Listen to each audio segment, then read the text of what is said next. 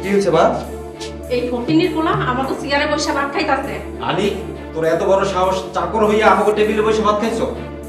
একে তো নিজে ইচ্ছা মতো ভাত তরকারি নিয়ে খাইতাছস, আবার আমাকে ডাইনিং টেবিলে বসে খাইতাছস। দুলাল, মার শালারে। ওনারা মাইরেন না, ওনার কোনো দোষ নাই, আমি ওনারা চেয়ারে বসে খাইতে হইছি। হইছে মহিমা, তোর আর মিথ্যা কথা কইতে হইব না। তুই এই আলীরে বাঁচানোর লেগে মিথ্যা কথা কইতাছস। তুই সত্য সবার সামনে থেকে এই এই থাম তো, কি হইছে? আলী তোর মাথা হচ্ছে ফকিনীর পুতের কত বড় সাহস, আমাকে ডাইনিং টেবিলে বসে ভাত খাইছে। ডাইনিং টেবিলে বসে ভাত খেলে সমস্যা কি? যেই টেবিলে বসে আলী ভাত খাইছে ওই টেবিলে বসে আমগো খাইতে ঘৃণা করব, কারণ ও আমগো বাড়ির চাকর। এই থাম তোরা, অনেক হচ্ছে। আলীর গায়ে আর একটা টোকাও দিবি না। আলী তুই তোর ঘরে যা, মহিমা তুইও তোর ঘরে যা।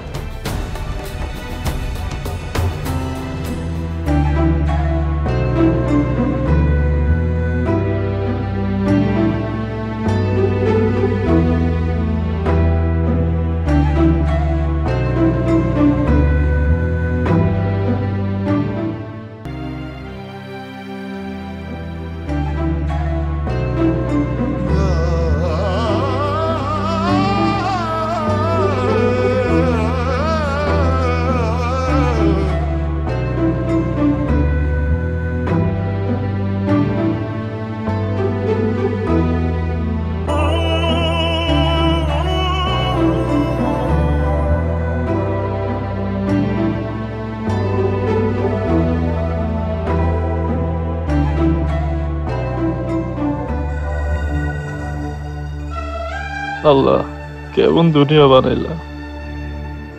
আলী সাকর তোমার সৃষ্টি, তারাও তোমার সৃষ্টি, তারপরও মানুষ এত ভেদাভেদ, মানুষ এত ঘৃণা করে কেন? ও মা গো।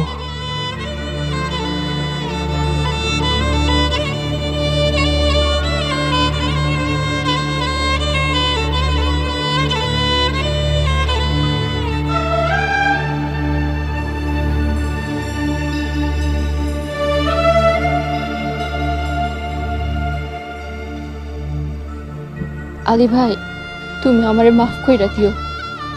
আমার লেগে তুমি মাইর খাইলা, আমি জানতাম না এরা এত বড় অমানুষ।